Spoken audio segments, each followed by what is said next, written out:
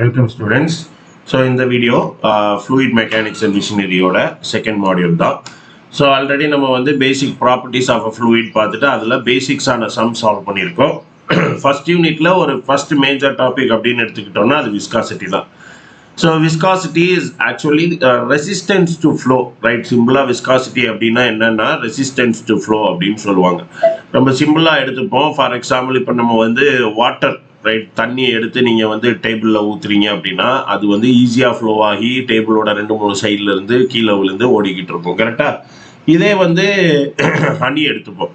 சரியா தேன் எடுத்து வந்து ஒரு தண்ணி ஒரு மேபி ஒரு 100 ml தண்ணி ஊற்றுன மாதிரியே 100 ml தேன் ஊற்றி பாருங்கள். அது வந்து வாட்டர் ஃப்ளோ ஆன அளவுக்கு ஃப்ளோ ஆகி அப்படி போகாது. கரெக்டாக ரைட். ஃபார் எக்ஸாம்பிள் ஒரு தேன் சின்ன டப்பா வாங்கி அதை தலைகீழ கமத்துறதுக்கும் வாட்டர் பாட்டிலை தலைகீழ கமத்துறதுக்கும் வித்தியாசம் இருக்குது. கிளியரா தேன் என்ன பண்ணும் ஈஸியாக ஃப்ளோ ஆகாது. ரைட்டா இதுக்கு காரணம் என்னன்னா ஒவ்வொரு லேயருக்கு இடையில அது வந்து அதிகமாக வந்து ஒரு ஃபோர்ஸில் அட்ராக்ஷன்ல இருக்கும். Clear. So viscosity is the resistance of a fluid. Right fluid அப்படின்னா என்ன லிக்விட் அண்ட் கேஸஸ் அதை நேற்றே பேசிட்டோம். Right, so liquid and gases, so resistance of a fluid to change its shape or movement of neighboring relative to one another. Right, so இங்க இருக்கும் right, viscosity denotes opposition to flow. இதுதான் right, resistance to flow. The reciprocal of viscosity is called as fluidity. So viscosity கம்மியா இருந்தா ஈஸியா flow ஆகும். So அது fluidity அப்படிங்கிறோம், which is a measure of ease to flow. So viscosityங்கிறது resistance to flow தான். For example இந்த மாதிரி இது வந்து ஒரு பிளேட்டில் இப்படி இங்கே பைப்புக்குள்ளே இப்படி ஃப்ளூயிட் போயிட்டு இருக்கு அப்படின்னு எடுத்துப்போம். ஸோ இந்த இடத்துல இது வந்து விஸ்காசிட்டி யூ அப்படிங்கிற வெலாசிட்டியில் போயிட்டு இருக்கு. இது u plus du change slight change. ஏன்னா பிளேட்ல இருந்து அதிகமான டிஸ்டன்ஸ் போக போக ஸ்லைட்டாக வெலாசிட்டி மாறும். டிஒய் அப்படிங்கிறது இந்த டிஸ்டன்ஸ், இந்த இது வந்து டியூ சேஞ்ச் இன் வெலாசிட்டி. சரியா டிஒய் டியூ இதெல்லாம் வந்து ஆல்ரெடி மேக்ஸ்லேயே படிச்சிருப்பீங்க டெரிவேட்டிவ்ஸ்.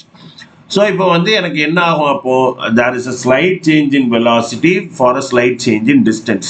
இதுக்கு காரணம் யாருன்னா விஸ்காசிட்டி. இப்போ விஸ்காசிட்டி என்ன அப்படின்னா இப்போ ஃபார் எக்ஸாம்பிள் இது வந்து ஃப்ரெண்டில் போக ட்ரை பண்ணுது.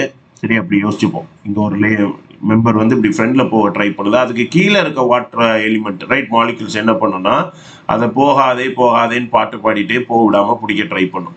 ரைட் அதே மாரி இது போக ஆரம்பிச்சிடும், அது வேற விஷயம். பட் வந்து there is a slight opposition of fluids which is below the upper layer. So layer by லேயர்னு எடுத்துப்போமே 3D பிரிண்டிங். ரைட் இப்போ 3D பிரிண்டிங் தான் அதிகமாக இதாக போயிட்டு இருக்குல்ல. ஸோ இந்த இதுக்கும் இடையில இருக்கிற ஒரு சின்ன அப்போசிஷன் இது வந்து இதை பிடிச்சி வைக்கிறது தான் viscosity. Right it is due to the molecular attraction cohesion adhesion later on படிப்போம். ஸோ அப்போ விஸ்காசிட்டி அப்படிங்கிறது அகெயின் ரொம்ப சிம்பிளாக எடுத்துக்கிட்டோம் அப்படின்னா 2 மார்க் நீங்கள் எழுதணும் அப்படின்னா ரெசிஸ்டன்ஸ் டு ஃப்ளோ. இது Newton's law of viscosity. Right Newton's law of viscosity. Newton இப்போ என்ன பண்ணாரு, அகெயின் நிறைய விஷயத்துக்கு எக்ஸ்பெரிமெண்ட்ஸ் எல்லாம் பண்ணி தான் ஃபார்முலா டெரைவ் பண்ணியிருப்பாங்க. கரெக்டா. ஸோ இந்த விஸ்காசிட்டி டவ் ஷியர் ஸ்ட்ரெஸ் என்ன ஆகும், ஷியர் ஸ்ட்ரெஸ் ப்ரொடியூஸ் ஆகும். இப்போ ஷியர் அப்படின்னா என்ன அப்படிங்கிறதுக்கு ஸ்ட்ரெஸ்ஸை பற்றி இன்ட்ரோடக்ஷன் வீடியோ ஒன்று ஆல்ரெடி ஆட் பண்ணியிருக்கேன். கிளியரா stresses different type of stresses அதோட லிங்கை நான் டிஸ்கிரிப்ஷனில் ஆட் பண்ணுறேன். அதை கோ த்ரூ பண்ணிட்டு வாங்க. அப்போ டிஃப்ரெண்ட் டைப் ஆஃப் ஸ்ட்ரெஸ்ஸஸ் என்னன்னு தெரியும். ஏன்னா இது வரைக்கும் நீங்கள் டீப்பாக ஆக்சுவலாக 11th படிச்சுட்டீங்க different type of stresses 11th ஃபிசிக்ஸில். பட் மெக்கானிக்கல் இன்ஜினியரிங்குள்ளே வந்து இது வரைக்கும் நீங்கள் இன்னும் டீப்பாக ஸ்ட்ரெஸ்க்குள்ளே போகலை. ஸோ அதனால் அதை பார்த்துட்டு வரும்போது உங்களுக்கு ஒரு ஐடியா கிடைக்கும். ஸோ இந்த ஷியர் ஸ்ட்ரெஸ் அப்படிங்கிறத ப்ரொடியூஸ் பண்ணி, ஏன்னா இது ஒன்னோட ஒன்று வந்து போக ட்ரை பண்ணும்போது இந்த இடத்துல இன்டியூஸ்ட் ஆகிற ஸ்ட்ரெஸ் வந்து ஷியர் ஸ்ட்ரெஸ் தான். ஸோ நியூட்டன் என்ன டெரைவ் பண்ணார் அப்படின்னா the shear stress is directly proportional to gradient velocity gradient du by dy. Right velocity gradient. கிரேடியன்ட்னா என்ன ஸ்லோப்னு இது பண்ணியிருப்பீங்க கரெக்டா. ஸோ இதுதான் இந்த gradient change in velocity with respect to change in a small distance. இந்த வெலாசிட்டி கிரேடியன்ட்டும் ஷியர் ஸ்ட்ரெஸ்ஸும் ப்ரொபோர்ஷனலாக இருக்குது அப்படின்னு. ஸோ எப்பெல்லாம் ப்ரொபோர்ஷனல் வருதோ அப்பெல்லாம் வந்து அதை ரீப்ளேஸ் பண்ணி ஒரு கான்ஸ்டன்ட் கொண்டு வருவோம். அந்த கான்ஸ்டன்ட் தான் mu. So tau is equal to mu du by dy. இதுதான் நம்ம யூஸ் பண்ண போகிற ஃபார்முலா. இந்த மியூ அப்படிங்கிறது யாருன்னா coefficient of viscosity. Coefficient of viscosity. Right. So இந்த மியூங்கிறது அந்த மெட்டீரியல், அந்த ரெண்டுக்கு இடையில இருக்க மெட்டீரியலோட கோஎஃபிஷியன்ட், ஃப்ரிக்ஷன் கோஎஃபிஷியன்ட்னு படிப்பீங்க. ரைட் அந்த மாதிரி இது கோஎஃபிஷியன்ட் ஆஃப் விஸ்காசிட்டி. ஸோ இந்த மியூவை பொறுத்து தான் என்னோட ஷியர் ஸ்ட்ரெஸ் மாறப்போகுது. Again also depends upon my du by dy. இந்த மியூங்கிறது ஒரு கிவன் மெட்டீரியலுக்கு ஒரு கிவன் டெம்பரேச்சர்ல கான்ஸ்டன்ட். கிளியரா? ஏன்னா டெம்பரேச்சர் மாறும்போது எனக்கு மியூ மாறும். கிளியரா? அது என்ன நடக்கும் அப்படிங்கிறத பேசிடுவோம்.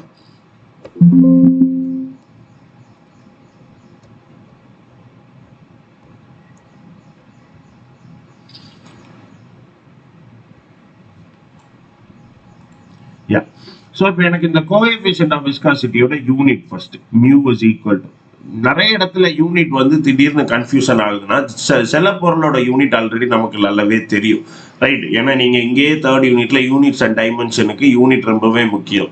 சப்போஸ் எனக்கு இப்போ மியூவோட யூனிட் மறந்துடுச்சு, இப்போ நான் டெரைவ் பண்ண ட்ரை பண்றேன் அப்படின்னா எனக்கு மியூவோட ஃபார்முலா இப்போ tau is equal to mu du by dy. கிளியரா? ஸோ அப்போ mu is equal to tau dy by du. So tauங்கிறது shear stress Newton per meter square into dy distance meter divided by meter per second. So இந்த ரெண்டு மீட்டரும் cut ஆயிரும். So newton second per meter square இது மேலே போயிடும்.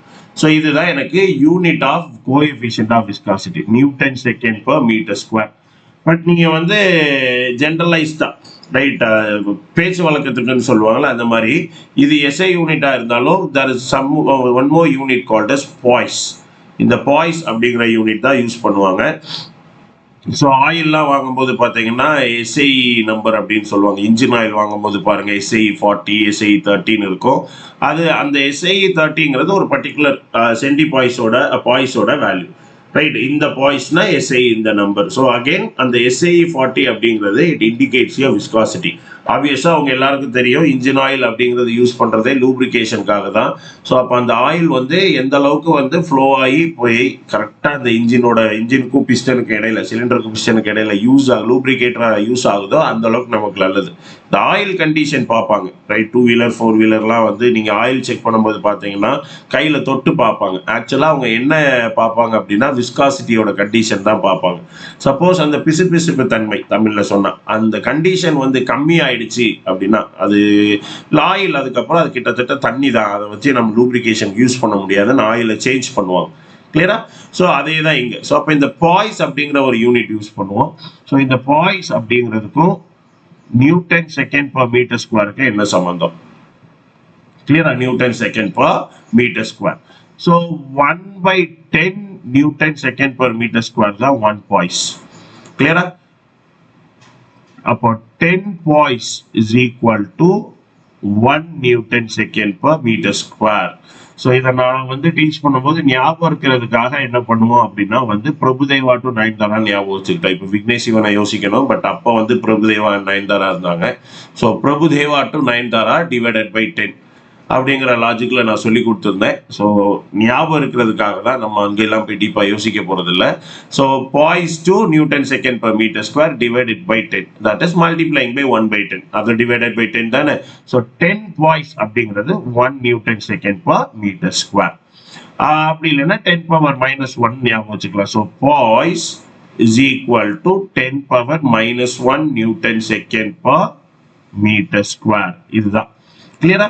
So அடுத்து எனக்கு என்ன அப்படின்னா கைனமேட்டிக் விஸ்காசிட்டின்னு ஒன்று இருக்கு. அப்போ இவ்வளவு நேரம் நம்ம பேசின விஸ்காசிட்டி யாரு அப்படின்னு கேட்டீங்கன்னா டைனமிக் விஸ்காசிட்டி. டைனமிக் விஸ்காசிட்டி ஜென்ரலா விஸ்காசிட்டி அப்படின்னா டைனமிக் விஸ்காசிட்டியை தான் இண்டிகேட் பண்றாங்கன்னு அர்த்தம். Kinematic viscosity, kinematic viscosity. இந்த கைனமேட்டிக் விஸ்காசிட்டி அப்படின்னா என்ன? ரைட், ஃபார் எக்ஸாம்பிள் மியூ அப்படிங்கிற சிம்பிள் யூஸ் பண்ணுவாங்க. Mu by rho, dynamic viscosity per unit density of the fluid. Already டென்சிட்டினா என்னன்னு பேசிட்டோம், சம்ஸும் போட்டுட்டோம். So density of the fluid is called as kinematic viscosity. So nu is equal to mu by rho. இதுவும் சில இடத்துல use பண்ணுவோம். For example Reynolds number அப்படின்னு செகண்ட் யூனிட்ல படிப்போம். ரெனால்ட்ஸ் நம்பர், இந்த ரெனால்ட்ஸ் நம்பருக்கு நியூங்கிறது அடிக்கடி யூஸ் ஆகும்.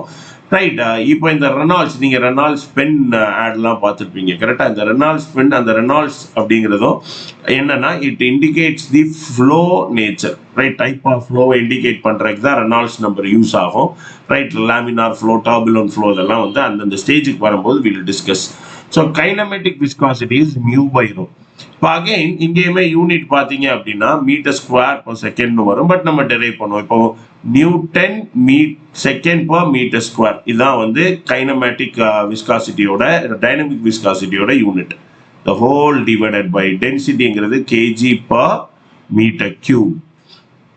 கிளியரா? ஸோ இப்போ எனக்கு இந்த நியூட்டன் இருக்கு. ஃபர்ஸ்ட் நான் இதை வேணா சிம்பிளிஃபை பண்ணிக்கிறேன். Newton second per metre square into metre cube per KG. கரெக்டா? ஸோ இது கட் ஆகும். ஸோ மீட்டர் மட்டும் இருக்கும். இப்போ இந்த செகண்ட் நியூட்டன்ங்கிறது KG metre per second square. கரெக்டா? நியூட்டனுங்கிறது ஏன்னா mass into acceleration. Mass into acceleration தானே ஃபோர்ஸ். ஃபோர்ஸோட யூனிட் தான் Newton. So KG metre per second square into ஒரு second into metre per KG. So KG cut ஆயிரும், ஒரு செகண்ட் கட் ஆயிரும். So metre square per second. கிளியரா? So அப்போ kinematic விஸ்காசிட்டியோட யூனிட் என்ன? Metre square per second. எப்படி அங்க பாய்ஸ் அப்படிங்கிற ஒரு யூனிட் யூஸ் பண்ணோமோ அந்த மாதிரி இங்க ஸ்டோக்ஸ் அப்படிங்கிற யூனிட் யூஸ் பண்ணுவோம். பென் ஸ்டோக்ஸ் இருக்குல்ல, ஸ்டோக்ஸ். ஸோ இப்போ ஆக்சுவலா இங்க இருந்து மீட்டர் ஸ்கொயர் per செகண்ட் வரும்போது, ரைட், இங்க இருந்து மீட்டர் ஸ்கொயர் per செகண்ட் வரும்போது எப்படி அங்க வந்து பிரபுதேவா டு 9 தடவை இங்க நான் எதுவும் லாஜிக் யோசிக்கல. பட் ஸ்டோக்ஸ்ல இருந்து வரும்போது 10⁻⁻⁴ எஸ்ஐ யூனிட்டுக்கு கன்வெர்ட் பண்ணும்போது 10 பவர் நெகட்டிவ் வரும், ஞாபகம் வச்சுக்கலாம். ஸோ இங்க 10⁻⁻⁴. So 1 stokes is equal to 10⁻⁻⁴ metre square per second. இதுதான் கைனமேட்டிக் விஸ்காசிட்டியோட யூனிட். கிளியரா? ஸோ விஸ்காசிட்டினா என்னன்னு பார்த்தோம், ஃபார்முலா பார்த்துட்டோம். Tau is equal to mu du by dy. So kinematic viscosity dynamic விஸ்காசிட்டியோட ஃபார்முலா, அதோட யூனிட் கன்வர்ஷன் பார்த்தாச்சு. So will go ahead with the basic problem. So if the velocity distribution, இது ஒரே ஒரு தடவை டைம் ரொம்ப ஒரு 2015 என்னவோ தான் இந்த கொஸ்டின் ஒரு தடவை கேட்டிருந்தாங்க. பட் இதுல இருந்தா ஜென்ரலா நான் ஸ்டார்ட் பண்ணுவேன். Right, if the velocity distribution over a plate is given by the velocity profile, is correct? The velocity profile in which u is the velocity in meter per second and y is y meter above the plate, at a distance y meter above the plate. Determine the shear stress at y equal to 0, y equal to 0.15.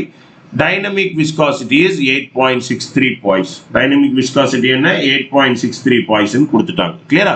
So இங்க பாருங்க பாய்ஸ்ல கொடுத்துருக்காங்க. So நம்ம என்ன பண்ணணும்? Convert பண்ணணும். எதுக்கு? Newton second per metre ஸ்கொயருக்கு convert பண்ணணும்.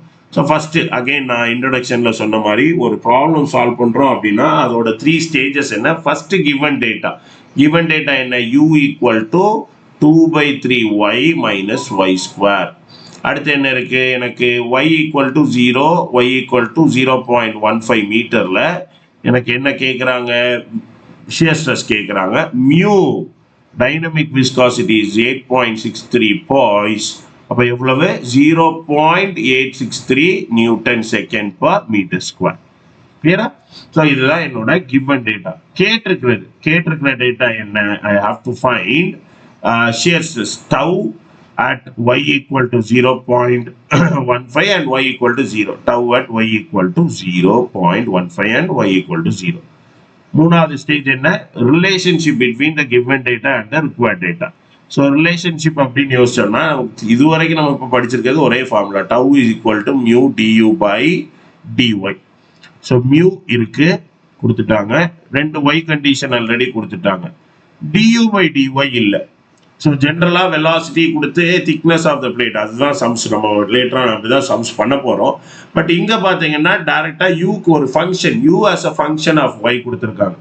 ரைட், மேக்ஸுங்கிறத நீங்க வந்து இன்ஜினியரிங்கை பொறுத்த வரைக்கும் பர்டிகுலரா மெக்கானிக்கல் இன்ஜினியரிங்ல மேக்ஸுங்கிற பேர் தான் இருக்காது. ஆனா you have mathematics everywhere. Maths இல்லாம எதுவுமே பண்ண முடியாது. ஸோ இந்த மேக்ஸ் வராது, மேக்ஸ் இந்த 3rd செமஸ்டர் 4th செமஸ்டருக்கு அப்புறம் இல்லை அப்படிங்கிற லாஜிக்லாம் தூக்கி குப்பையில் போட்டு mathematics is an integrated part of your engineering அப்படிங்கிறத எவ்வளோ சீக்கிரம் முடியுமோ அவ்வளோ சீக்கிரம் அக்செப்ட் பண்ணிக்கிங்க. ஸோ யூ கொடுத்துருக்காங்க as a function of y. What is du by dy? Change in u with respect to y தானே. அப்போ நம்மளால இதை டிஃபரன்ஷியேட் பண்ணி கண்டுபிடிக்க முடியுமா? மறுபடியும் டிஃபரன்ஷியேஷனா அப்படின்னு வராதீங்க, வேற வழி கிடையாது. So 2/3y. So y 2/3 is a constant. Y ஓட differentiation 1 minus y square க்கு 2y. கிளியரா? ஸோ அப்போ du by dy நம்ம கண்டுபிடிச்சிட்டோம். du by dy தெரியும் அப்படிங்கும்போது அடுத்தது என்ன பண்ணலாம்? We have to find the value of du by dy at these points. right? So du by dy at these points we have to find. So upon du by dy is equal to 2 by 3 minus 2y, right? 2 by 3 minus 2y. So எனக்கு இப்போ என்ன வேணும்? tau at mu is equal to du by dy. அப்போ நான் tau is equal to mu எவ்வளவு? 0.863 into 2 by 3 minus 2y. இதான் என்னோட shear stress distribution கான ஃபார்முலா. ஸோ டிஸ்டன்ஸ், அதாவது பிளேட், இந்த ஒரு பிளேட்டுக்கு மேலே தான் இந்த ப்ரொஃபைல் இருக்கும், ரைட்? ஒரு சர்ஃபேஸுக்கு மேலே, ரைட்? இந்த இடத்துல நான் இங்கேருந்து ஸ்டார்ட் பண்ணுறேன் அப்படின்னா இந்த ஒய்ல எனக்கு ஒரு ஷியர் ஸ்ட்ரெஸ் இருக்கும், அது இந்த இது. ஸோ ஒய் அதிகமாக அதிகமாக நல்லா அப்சர்வ் பண்ணுங்க, ஷியர் ஸ்ட்ரெஸ் என்ன ஆகணும்? ஒய் இன்க்ரீஸ் ஆனால் ஷியர் ஸ்ட்ரெஸ் கம்மியாகும், ஏன்னா நெகட்டிவ் இதில் போகுது, கரெக்டாக? 2 by 3 minus 2y. ஸோ இந்த வேல்யூ கம்மியாகும், ரைட்? ஸோ அப்போ எனக்கு டவ் அட் 0 அப்படிங்கிற வேல்யூ வேணும். y equal to 0 இப்படி எழுதிப்போம். y equal to 0 which is equal to 0.863 into 2 by 3 minus 0. எவ்வளோ வரும்? 2 by 3 into 0.863. 2 divided by 3 into 0.863. So 0.575. 0.575 Newton per meter square. எல்லா யூனிட் மீட்டர்ல இருக்காங்கிறத மட்டும் கன்ஃபார்ம் பண்ணிட்டு சப்ஸ்டிட்யூட் பண்ண ஆரம்பிங்க. Then tau at y equal to 0.15 is equal to 0.863 into 2 by 3 minus 2 into 0.15. So substitute பண்ணோம் அப்படின்னா 2 into 0.15, 2 by 3 minus 2 divided by 3 minus answer into 0.863. So 0.316 Newton per meter square. இதான் என்னோட shear stress. கிளியரா? ரொம்ப பேசிக்கான ஒரு ப்ராப்ளம் தான். So differentiation பண்ணி we have found out the shear stress at y equal to 0 and y equal to 0.15. So next problem அப்படிங்கிறது பார்க்கும்போது a plate 0.05 mm distant from a fixed plate. சரியா? இந்த மாதிரி ப்ராப்ளம்ஸ் தான் இருக்கும். ஸோ ஒரு பிளேட் இருக்கு, ரஃபா ஒரு டயக்ராம் போட்டுக்குங்க. ஒரு பிளேட், ஃபிக்ஸ்டு பிளேட், இந்த ஃபிக்ஸ்டு பிளேட்ல இருந்து 0.025 mm டிஸ்டன்ஸ்ல இன்னொரு பிளேட் இருக்கு, ரைட்? இந்த டிஸ்டன்ஸ் வந்து 0.025 mm. சி மீட்டர்ல இல்ல, 0.025 mmல தான் இருக்கு. கிளியரா? moves at a velocity of 60 centimeter per second. So it is moving with the velocity. என்ன direction னு கொடுக்கல, ஸோ அதனால நான் ரைட் சைடில் எடுக்கிறேன். 60 centimeter per second requires a force of 2 Newton. F equal to 2 Newton per unit area. 2 Newton per meter square. அப்போ இது shear stress. See, force னு ஆரம்பிச்சாலும் per unit area தானே stress, load per unit area. So 2 Newton per meter square இங்க கொடுக்குறாங்க பாருங்க. எதுக்கு அப்படின்னா அது shear stress, force இல்லைங்கிறத தெரிஞ்சுக்கிறதுக்கு. To maintain the speed, determine the fluid's viscosity between the plates. இந்த ரெண்டுக்கு இடையில இருக்கிற fluidோட viscosity-ய கேட்குறாங்க, ரைட்? ஸோ அகைன் டயக்ராம்ல நம்ம ஓரளவுக்கு டேட்டா எழுதிட்டோம், இருந்தாலும் டேட்டாவை எழுதணும் அப்படின்னா ஏன்னா யூனிட் கன்வர்ஷன் பண்ண வேண்டியிருக்கு. So u equal to 60 centimetre per second velocity, அப்போ 0.6 மீட்டர் per second. அடுத்தது dy தான் the difference between distance between the two plates, 0.025 mm, so 10 power minus 3 meter. Tau is equal to 2 Newton per meter square.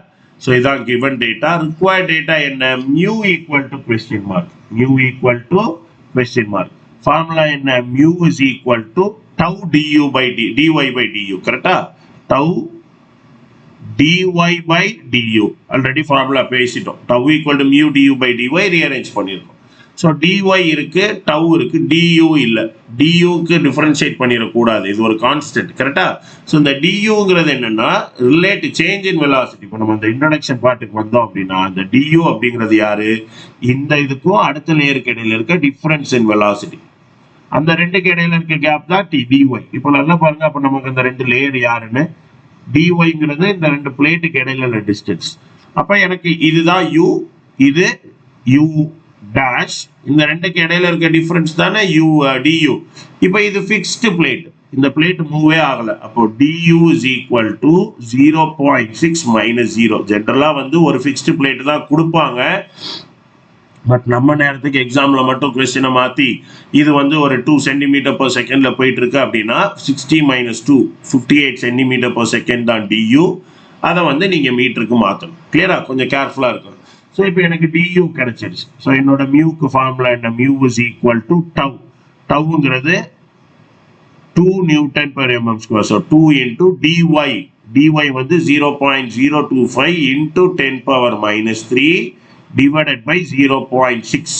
clear? So இதான் என்னோட value. So 2 into 0.025 into 10⁻³ divided by 0.6. So 8.33 into 10⁻⁻5. clear? 8.33 into 10⁻⁻5. So 8.33 இது வந்து Newton second per meter square. நீங்க பாய்ஸ்ல எழுதணும் அப்படின்னா maybe we can write it as 8.33 into 10⁻⁻4 boys. அவ்வளவுதான். So into 10 பண்ணணும். ரைட்டா? பிரபுதேவால இருந்து 9 போகும்போது தான் divided by 10. உல்டாவா வந்தா into 10. கரெக்டா? So we have multiplied by 10. So 8.33 into 10⁻⁻4 boys. இதுதான் ஆன்சர். கிளியரா? ரொம்ப பேசிக்கான சம் தான். Right, we'll go ahead with the next sum. So next problem solve பண்ண முன்னாடி variation of viscosity with temperature. சரியா? இது ரொம்ப முக்கியமான ஒரு டாபிக்கும் கூட. Variation of viscosity with temperature. So இந்த viscosityக்கு காரணம் வந்து ரெண்டு பேர் ஆக்சுவலா. ரைட்? molecular movement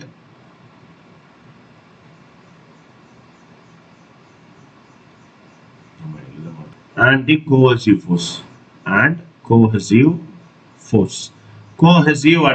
adhesive அப்படின்னா டிஃப்ரெண்ட் மெட்டீரியல், கோஹெசிவ் அப்படின்னா சேம் மெட்டீரியலுக்கு இடையில இருக்கிற ஃபோர்ஸஸ். நம்ம வந்து கேப்பலாரிட்டி படிக்கும்போது டீப்பா பேசுவோம். பட் கோஹெசிவ், கோ அப்படின்னா சேம் அப்படின்னு ஞாபகம் வச்சுக்கோங்க. ஒரே மெட்டீரியல். ரைட்? இப்போ வாட்டருக்கு இடையில இருக்க ஃபோர்ஸ், வாட்டர் மாலிகுலுக்கும் மெர்க்யூரி அண்ட் மெர்க்யூரி ரெண்டு மாலிகுலுக்கு இடையில இருக்கிற ஃபோர்ஸஸ் வந்து கோஹெசிவ் ஃபோர்ஸ்ன்னு சொல்லுவோம். ஸோ இந்த விஸ்காசிட்டி வந்து depends upon your molecular movement and cohesive force. கிளியரா? ஸோ இப்போ நான் வந்து ஒரு கேஸ் அண்ட் லிக்விட், ரைட்? அதான fluid. So liquid and gases அப்படிங்கும்போது அதுதான் fluid. So liquid and gases அப்படிங்கிற நான் ஃபர்ஸ்ட் கேஸஸ் லிக்விடுக்கு பேசுவோம். ஸோ நான் இப்போ லிக்விட் எடுக்கிறேன் அப்படின்னா லிக்விடை நான் ஹீட் பண்ணும்போது, when liquid is heated, அதாவது நான் டெம்பரேச்சரை இன்க்ரீஸ் பண்ணும்போது என்ன ஆகும் அப்படின்னா என்னோட கோஹெசிவ் ஃபோர்ஸ் டிராஸ்டிக்கா டிக்ரீஸ் ஆகும். ரைட்? உங்களுக்கே தெரியும், வாட்டர் பாயில் ஆகும்போது, வாட்டர் வேப்பர் ஆகும்போது the energy is utilise to break the bond. கிளியரா? ஸோ பட் வாட்டர் வந்து பாயில் ஆக ஆரம்பிக்கும் போது, ஐ மீன் ஹீட் ஆக ஆரம்பிக்கும் போதே டெம்பரேச்சர் இன்க்ரீஸ் ஆக, எனி லிக்விட் டெம்பரேச்சர் இன்க்ரீஸ் ஆக அதோட கோஹெசிவ் ஃபோர்ஸ் டிராஸ்டிக்கா கம்மியாகும். At the same time, there will be a slight increase in molecular movement. இப்படி எடுத்துப்போம். இனிஷியலா molecular movement 5, cohesive force ஒரு 15 எடுத்துப்போம். சரியா? டோட்டலா 20 இருக்கு. இதான் என்னோட விஸ்காசிட்டி. இப்போ நான் இதை ஹீட் பண்ண ஆரம்பிச்சிட்டேன் அப்படிங்கும்போது என்ன ஆகுது அப்படின்னா என்னோட மாலிகுலர் மூவ்மெண்ட், ஏன்னா நீங்களே யோசிச்சு பாருங்க, சம்மர் டைம்ல செருப்பு போடாம மொட்டை மாடிக்கு போனீங்கன்னா அந்த ஹீட்ல நம்ம வந்து ஓடதான் செய்வோம். கிளியரா? நிக்கவே முடியாது.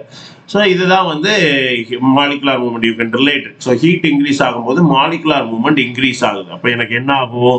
மாலிகுலர் மூவ்மெண்ட் வந்து 5ல இருந்து 9 ஆகுதுன்னு வச்சுக்கோங்க. பட் எனக்கு இந்த 15, ரைட்? 15ங்கிறது மேபி வந்து ஒரு 3 ஆயிடுச்சு. அவ்வளோ அளவுக்கு கம்மி ஆயிடுச்சு. இப்போ டோட்டல் என்ன? 12. ஈவன் தோ திஸ் இன்க்ரீஸ், என்னோட நெட் விஸ்காசிட்டி என்ன ஆகுது? கம்மி ஆகுது. ஸோ என்ன காரணம் அப்படின்னா லிக்விடோட கோஹெசிவ் ஃபோர்ஸ் ப்ரிடாமினன்ட்லி லிக்விடோட viscosity predominantly depend on the cohesive forces. சரியா? ஸோ அப்போ கோஹெசிவ் ஃபோர்ஸ் தான் அது அதிகமாக சார்ந்திருக்கு. இப்போ நம்ம கிட்ட 2 சோர்ஸ் இருந்தாலும் நம்ம ஏதோ ஒரு சோர்ஸ் அதிகமாக சார்ந்திருப்போம்ல. ஃபார் எக்ஸாம்பிள் நம்ம கிட்ட ஒரு பைக்கும் இருக்கு, சைக்கிளும் இருக்கு. அதிகமாக நம்ம எந்த வண்டியை யூஸ் பண்ணுவோம்? டெக்னிக்கலாக சைக்கிளை யூஸ் பண்ணோம். பட் நம்ம என்ன யூஸ் பண்ணுவோம்னா பைக்கை தான் யூஸ் பண்ணுவோம். கரெக்டாக? பக்கத்தில் போகிறதுக்குமே பைக்கை தான் யூஸ் பண்ணுவோம். ஸோ அப்போ we predominantly depend upon the cohesive force, that is the viscosity. Right? Again ஏசியும் ஃபேனும் எடுத்துக்கிட்டீங்கன்னா நம்ம அதிகமாக டிபெண்ட் பண்ணி இருக்கிறது ஏசியில இல்லை. ரைட்? ஸோ அந்த மாதிரி கோஹெசிவ் ஃபோர்ஸை சார்ந்து தான் லிக்விடோட விஸ்காசிட்டி இருக்கும். ரைட்? லிக்விடோட விஸ்காசிட்டி வந்து அதிகமாக கோஹெசிவ் ஃபோர்ஸை சார்ந்து இருக்கு. ஸோ கோஹெசிவ் ஃபோர்ஸ் கம்மியாகிறனால எனக்கு டெம்பரேச்சர் இன்க்ரீஸ் ஆனா லிக்விடோட விஸ்காசிட்டி கம்மியாகும். So they are inversely proportional. கிளியரா? ஸோ இதே வந்து நான் கேஸஸ்க்கு வந்தேன் அப்படின்னா கேஸஸோட இது வந்து predominantly depend upon the molecular forces. ஏன்னா கோசி ஃபோர்ஸ் ஆல்ரெடி அதில் கம்மியாக தான் இருக்கும். ஸோ மாலிகுலார் ஃபோர்ஸஸை டிபெண்ட் பண்ணி தான் மாலிகுலார் மூவ்மெண்ட். ஸோ மாலிகுலார் மூவ்மெண்ட்டை டிபெண்ட் பண்ணி தான் இருக்கும். ரைட்? அப்போ ஃபார் எக்ஸாம்பிள் இதே வேல்யூ நான் எடுத்துக்கிட்டேன் அப்படின்னா 5லேருந்து அது 25 15லேருந்து 10 ஆகும். ஸோ டோட்டலாக 35. ஸோ 20லேருந்து 35. So for gases viscosity increases with increase in temperature. இது ரொம்ப முக்கியமான ஒரு 2 மார்க் கூட. Right? Variation of viscosity with temperature. So for liquid என்ன ஆகும்? டெம்பரேச்சர் இன்க்ரீஸ் ஆனா விஸ்காசிட்டி கம்மியாகும். ஃபார் கேசஸ் டெம்பரேச்சர் இன்க்ரீஸ் ஆனா விஸ்காசிட்டி இன்க்ரீஸ் ஆகும். This is very very important topic. Make sure you remember. கிளியரா? we'll go ahead with the next sum. Maybe in the sum mode in the video முடிச்சுக்கலாம்.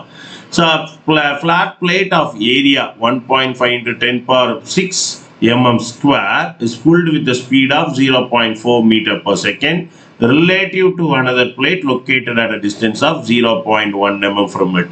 So இது வந்து அந்த அந்த பிளேட்டோட speed கிடையாது, relative speed, relative வெலாசிட்டின்னு படிச்சிருப்பீங்க. கரெக்டா? ஸோ அப்போ எனக்கு ஒரு ஃபிளாட் பிளேட் இருக்கு, இன்னொரு ஃபிளாட் பிளேட் இருக்கு. இந்த ரெண்டுக்கு இடையில இருக்க டிஃபரன்ஸ் இன் வெலாசிட்டி du தான் 0.4 மீட்டர் பர் செகண்ட். கேர்ஃபுல்லா இருக்கணும். ரைட்? ஸோ இதுக்கு இடையில இருக்க டிஸ்டன்ஸ் வந்து 0.15 into 10 power minus 3 மீட்டர். நான் இங்கே யூனிட் கன்வர்ஷன் எழுதிடுறேன். ஸோ தட் இதே நான் கிவன் டேட்டாவா யூஸ் பண்ணிக்கலாம் அப்படின்னு. என்னோட ஏரியா கொடுத்துருக்காங்க 1.5 into 10 power 6 mm square. Find the force and power required to maintain the speed if the viscosity is equal to 0.1 Newton second per meter square. 0.1 Newton second per meter square. நான் பாய்ஸ்ல இருந்து டைரக்டா மாத்திட்டேன். என்னென்ன கேட்டிருக்காங்க? Force கேட்குறாங்க. Force is equal to question mark, power is equal to question mark. இந்த power ஃபார்முலாவை பத்தி நம்ம ரெண்டாவது பேசுவோம். இப்போ ஃபோர்ஸுக்கும் டைரக்டா இதுக்கு ஏதாவது சம்மந்தம் இருக்கான்னு கேட்டா இல்ல. ஆக்சுவலா ஷியர் ஸ்ட்ரெஸ்ஸுக்கு இருக்கு. Tau is equal to mu du by dy.